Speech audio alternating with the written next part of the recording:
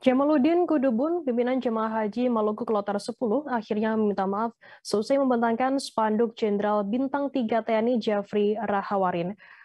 Melalui surat pernyataan yang dikeluarkan Kantor Urusan Haji Republik Indonesia, Jemaah Haji Maluku itu menyatakan menyesal atas perbuatannya.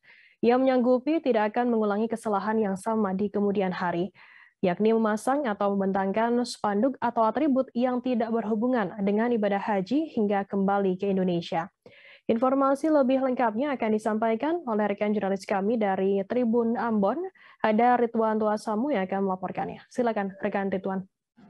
Baik, rekan Firda, benar sekali beberapa waktu lalu sempat viral di media sosial, di mana video berdurasi 25 detik yang menunjukkan rombongan jamaah haji asal Maluku yang membentangkan spanduk dukungan untuk salah satu orang yang akan dijadikan sebagai calon gubernur Maluku di 2024.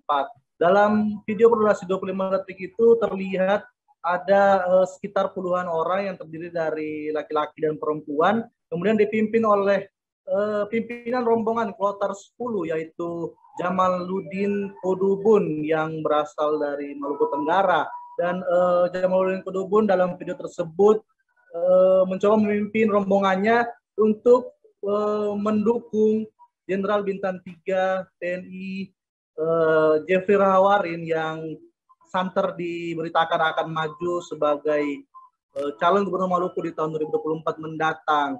Akhirnya video viral tersebut mendapatkan beragam komentar dari netizen hingga kurang dari 24 jam langsung Jamaluddin Kudubun dipanggil oleh Kantor Urusan Haji Republik Indonesia yang berada di Mekah.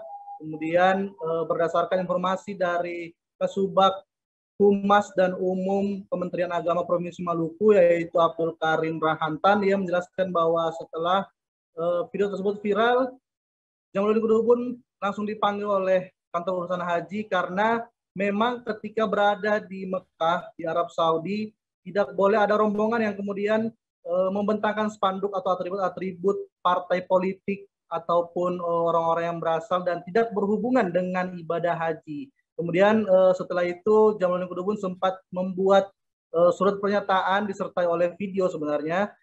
Dalam surat pernyataan tersebut ia meminta maaf dan mengklarifikasi agar tidak mengulangi kesalahan yang sama di kemudian hari. Dalam surat pernyataan yang dikeluarkan oleh Kantor Urusan Haji Republik Indonesia itu juga mengharuskan Jamaluddin Kudubun agar tidak mengulangi kesalahan yang sama atau ia akan diproses secara hukum dan melalui aturan yang diterapkan oleh pemerintah Arab Saudi. Dan dalam video yang beredar juga, Jamaluddin Kudubun sempat memohon maaf dan mengklarifikasi semuanya dan minta maaf kepada seluruh masyarakat Maluku karena telah membawa nama Maluku menjadi buruk dengan perilaku yang ia lakukan.